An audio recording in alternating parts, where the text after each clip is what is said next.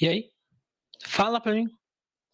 Fala pra mim se você sabe torcer para o United. Você sabe torcer para o seu clube? Você torce de verdade? Ou você é um agente do caos?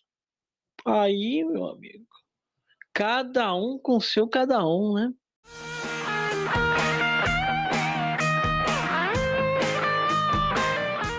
Sim, Devils, estamos começando mais um Fag Time React. E gosto de aqui já pedir a vocês o seu like, compartilhe, comente esse vídeo.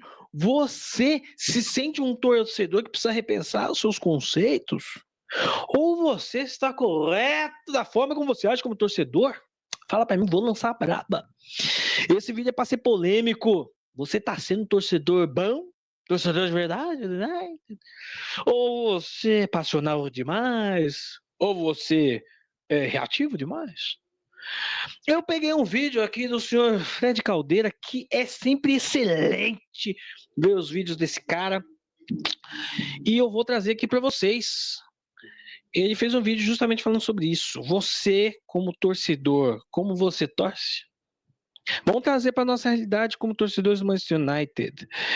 Mas lembrando aos senhores, sim, senhores, o mais importante, e eu nunca posso esquecer disso, que você pode ser membro. É, meu amigo, você pode ser membro aqui do nosso canal. Então, um precinho pipichuchu, o que é R$4,99? O que é R$4,99 por mês? Um pão de queijo, não é isso? Você pode ter várias vantagens de ser um membro nosso. Então ajude aí, dê seu like. Inclusive, gosto de lembrar aos senhores que também que nós temos nossa loja, onde tem vários produtos oficiais do Manchester United Brasil.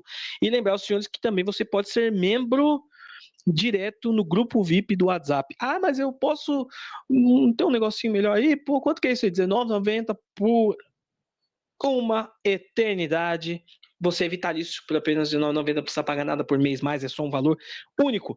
Ah, mas eu queria juntar, então você pode ser o membro top, e no membro top você acaba entrando também no grupo VIP, e isso ajuda demais a gente aqui, pessoal. Então, pessoal, vamos aqui ao que interessa, nós vamos aqui trazer o vídeo de Feldito Caldeirito, falando sobre você como torcedor. Como você é como torcedor?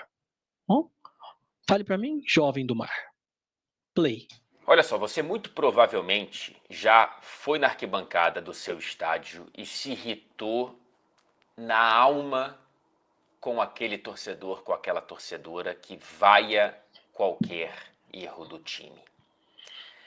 Você provavelmente já se irritou com aquela página do... Tem muito por aí, hein? Muito por aí que o jogo mal começou, já tá sentando o aço no time que diz que torce. seu clube, que com 15 minutos de estreia do novo reforço já define que ele é o tal de bagre. Com aquele torcedor que não tem paciência com o moleque da base, que quer que o cara já vire o Pelé com 2 jogos como profissional. É. Que quer a cabeça do treinador dentro do campeonato estadual na primeira temporada de trabalho e tantos outros exemplos. Se você não... Hum, hum, hum. Gente pedindo cabeça de Rubem Amorim dentro desse bolha de coisas que o United está vivendo. Isso aqui é uma sequência de vídeos, pessoal.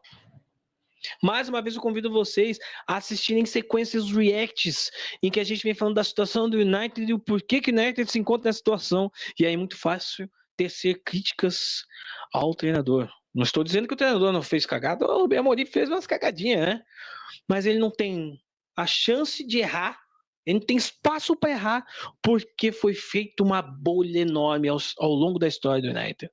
Já falamos sobre isso no vídeo. Vá lá e veja nosso vídeo em que estamos falando sobre as finanças do United. Clica no cardzinho aqui que está aparecendo agora para vocês. Vamos lá. Se irritou com esse torcedor até aqui na sua história como amante do seu time, do futebol, provavelmente aquele torcedor é você. Esse vídeo aqui não tem nenhuma pretensão de advocar pela paciência acima de tudo e de todos, né? Eu entendo que muitas vezes quem defende a paciência passa um pouco a sensação de que no futebol, só deixando ali com o tempo, tudo se resolve organicamente, como se não houvessem contratações erradas, como se não houvesse um desencaixe aqui, outro ali, e às vezes, de fato, a falta de paciência, ela é a solução. Mas quando ela vira algo tão integrado na nossa cultura de arquibancada, e depois de tanto tempo com isso como uma realidade já posta, né, assim, eu lembro muito bem de crescer indo para o Maracanã, como você possivelmente cresceu indo para a arquibancada do estádio mais próximo da sua infância, e ser ensinado a não ter paciência, às vezes de maneira direta, outras vezes de maneira indireta, vendo outros torcerem a forma de torcer, e isso vai sendo parte da maneira como a gente enxerga futebol e como a gente fala sobre futebol, como a gente conversa no boteco, etc. e tal. E o ponto desse vídeo é justamente trocar uma ideia sobre isso, sobre a nossa cultura, a cultura do nosso torcer. O que é que causa esse constante e cada vez mais intenso processo de fritura de diferentes figuras no futebol brasileiro? Por que tantas torcidas realmente acreditam que o seu time tem o dever, a obrigação de ser campeão toda a temporada? Isso é ambição? É um grito de grandeza? Ou é uma falta de tato com a realidade? Será mesmo que entender... Qual que é a nossa realidade, pessoal? De novo, clica no card aqui, ó. Qual que é a nossa realidade? O limite atual do seu clube no momento da cadeia alimentar do futebol brasileiro significa falta de grandeza? Estamos trazendo Se para 10 nossa clubes realidade. começam a temporada no tudo ou nada, a gente vai ter então um tudo e 9 nadas. Será que o rebaixamento de um quinto da Série A também colabora para esse processo de fritura, também joga lenha nessa fogueira? São diferentes questões que eu não tenho nenhuma ambição de responder aqui nesse vídeo, mas são questões que eu acho que são importantes para a gente ter esse debate aqui, deixando bem claro que eu não quero ensinar nada, eu não estou em nenhuma posição de ensinar nada para ninguém, não tem nenhum tom professoral aqui, pelo amor de Deus. Se tiver, o erro é meu, mas eu não quero que tenha. Eu só estou trazendo esse debate porque a ideia desse vídeo, ela está decantando aqui dentro já há algumas semanas, desde que eu encontrei essa entrevista. I know this might sound a bit hard. Gente, eu vou até deixar mais lento. Prestem muita atenção nessa entrevista com esse torcedor do Manchester City. Prestem muita atenção. Eu sei que isso pode soar muito duro, mas a vitória de hoje contra o Brugge, veja. Harsh, but is it about avoiding a bit of embarrassment of going out in the first phase of the Champions League? Well, I'm 67, so... You have seen a lot. Well, I saw the first ever game against Fenerbahce when we were supposed to get through it, and we didn't. We lost in the first round, basically, in the old European Cup. So when I went to the Chelsea game in the final, I left there so despondent. I thought, never again in my lifetime. As someone said, a lot of teams that get to the final, who lose, come back and win it. And off to Istanbul we went, which was a great 2 or 3 days, because I get majority of away games in Europe. I love them, and that was such a lovely, and the thing is, a lot of these younger fans can't take the defeats now, and you have to take the good with the bad in football. They are a bit spoiled. Very spoiled. They want to see some. I mean, look, when people go on about players to me, oh, they were this, they were that, I say, listen, every player that's played in the blue shirt is something we only ever dreamed of. Cara, o trabalho do repórter, ele depende muito de sorte. Em várias... Eu achei muito legal ele encontrar esse torcedor, cara, porque... Veja bem, o cara, ele vivia uma outra realidade. E a gente está acostumado com uma outra realidade. E a gente cobra por essa realidade de novo. É o brasileiro. É o brasileiro que sempre viu na Copa do Mundo o Brasil ganhando Copa do Mundo. Então acho que toda Copa do Mundo a gente tem que ganhar. Né? Principalmente a minha geração. A gente viu 2 Copas do Mundo sendo conquistadas. E aí a gente fica naquela sensação. Futebol é isso.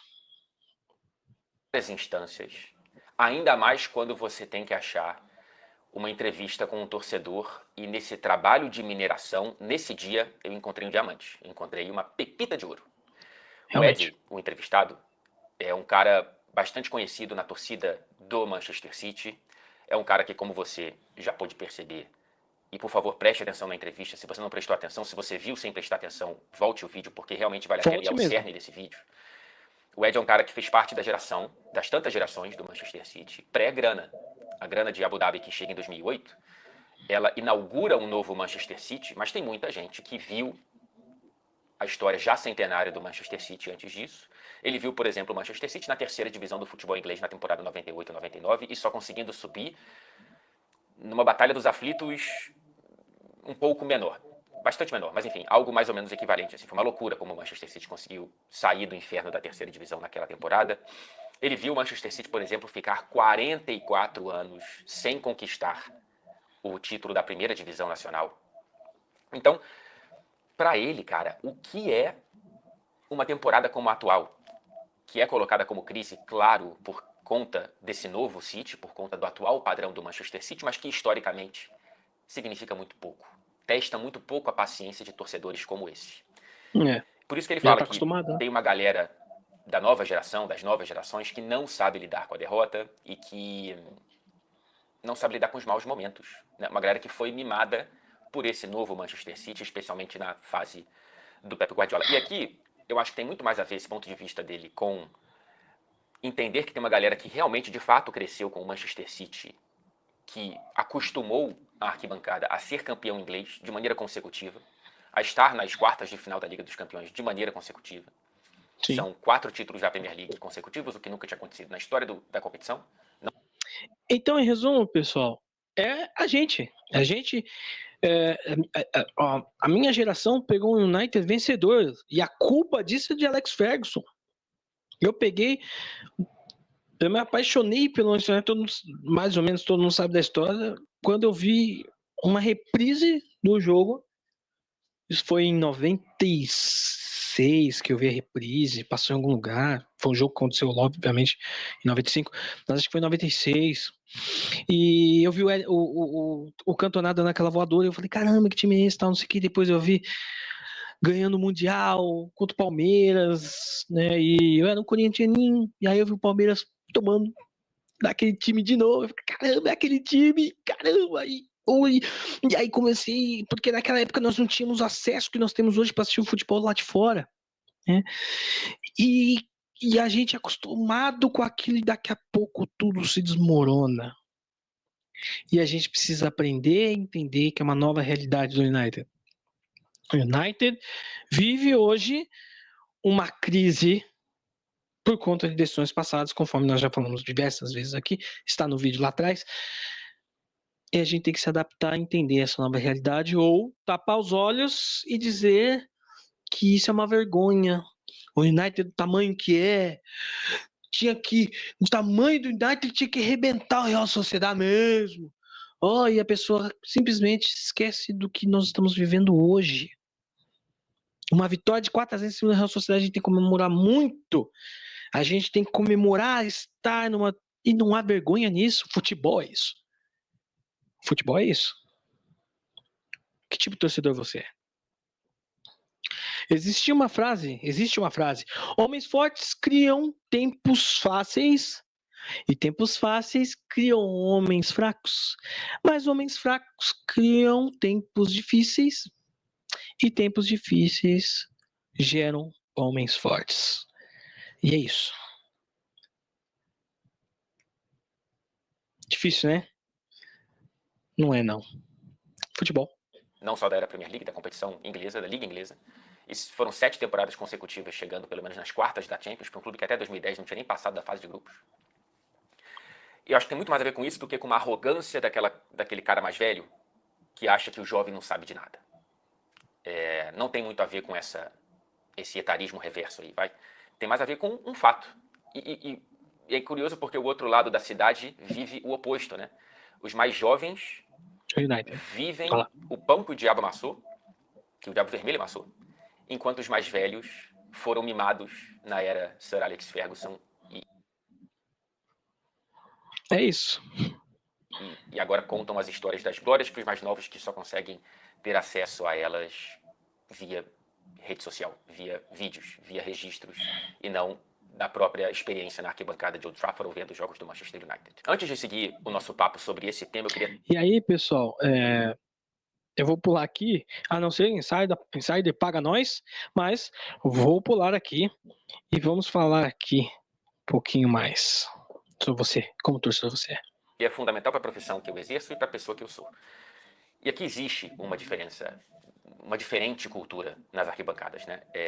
E é curioso quando essas culturas se chocam em vários clubes que viraram máquinas internacionais, né? Cria-se uma pressão numa má fase de um clube, grande da Premier League, que só existe nas redes sociais e não no estádio. Porque nas redes sociais está essa salada mista de culturas diferentes de como torcer. Então, sei lá, nas redes do Arsenal pede-se a cabeça do Arteta, não sei nem se pede tanto hoje em dia, mas porque não venceu e talvez não vença mais uma temporada da Premier League, enquanto no Emirates tem apoio.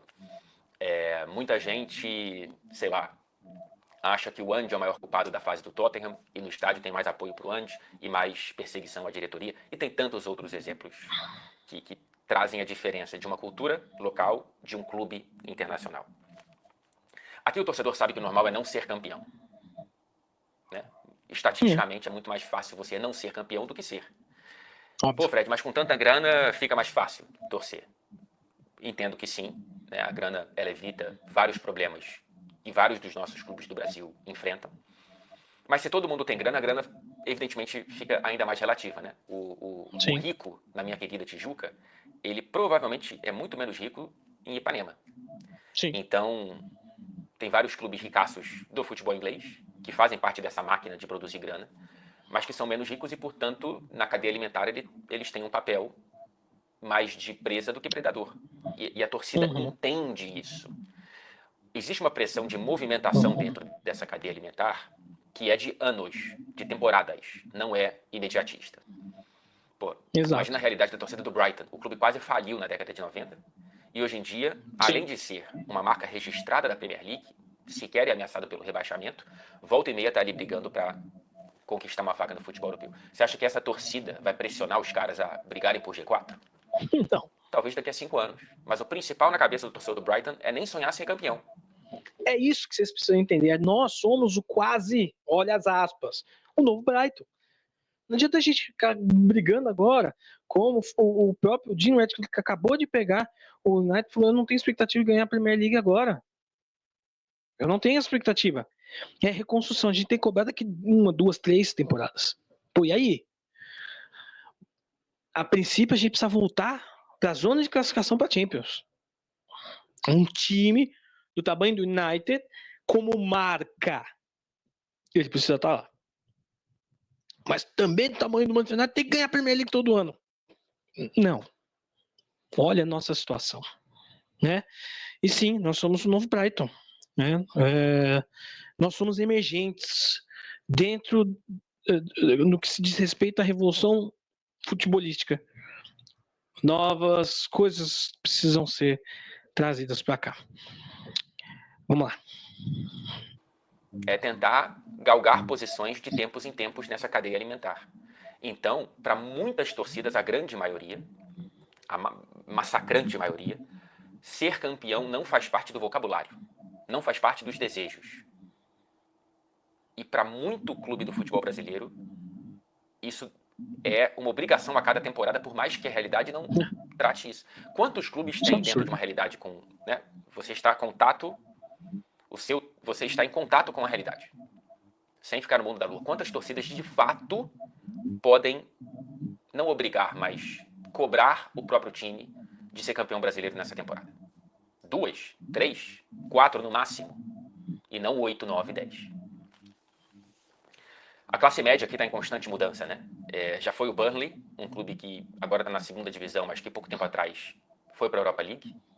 O Leicester bateu naquele título do conto de fadas que todo mundo sabe, estava na segunda divisão e pode voltar para a segunda divisão nessa temporada mais uma vez. O Aston Villa até ontem estava na Championship e agora está na Liga dos Campeões e brigando lá em cima na tabela. O Nottingham Forest, olha só, década de 70, olha isso, bicampeão europeu, 20 anos afundado Olha o fora da Nottingham primeira hoje. divisão e agora está voltando a brigar pelas posições superiores da tabela. O Newcastle, os novos ricos, né? Clubes que a gente, que é um pouquinho mais velho, não se acostumou a ver na primeira divisão da Inglaterra, mas que agora estão. Olha o Brentford, olha o próprio Brighton, o Wolverhampton, o Bournemouth, que é um clube com um estádio desse tamanho e que agora está brigando lá em cima. Tem vários ricos de antigamente que foram ficando Nossa, eu lembro dos pelo embates caminho do e não Manchester United conseguem com o voltar. Blackburn. O Blackburn Rovers, que foi campeão da Premier League, não consegue voltar. O Middlesbrough, o Derby County, o Leeds, o Sunderland. Eu tô falando de Premier League e de Championship, não vou nem entrar nas outras tantas divisões inferiores e as realidades na cabeça de cada torcida, de entender o sonho real, o que é desejo, o que é ilusão e o que pode se transformar em cobrança. Uhum. Essa Desejos. triangulação é importante, acho. E perigosa, hein? É uma triangulação perigosa. Importante e perigosa, né? Desejo. Lembro de cara que a gente. Ah, mas a gente precisa. E a gente tá numa outra realidade. Precisa galgar, precisa subir. Mas, enfim, esse discurso do Ed e do torcedor do Manchester City acho que pode fazer bem para esse debate, sabe? Eu sei que a gente gosta de ganhar, né? Brasileiro. Assim, se tem um traço da nossa cultura esportiva é ganhar. E acho que o principal exemplo, a principal evidência disso é que o segundo esporte nacional geralmente é quando tem algum brasileiro ganhando, né? Já foi vôlei, tênis, Fórmula 1 e tantos outros aí. Basquete por um certo período. E quando não tem é porque não tem um brasileiro ganhando surf, skate. E quando não tem, algum definido é porque não tem brasileiro ganhando. Eu, com o tempo, eu fui com a experiência de vendo aqui como que é essa cultura de arquibancada, eu fui vendo que existem outros pontos também importantes como torcedor, para além do ápice que realmente é ser campeão, né? Eu não viajei para ficar 48 horas no Rio de Janeiro à toa.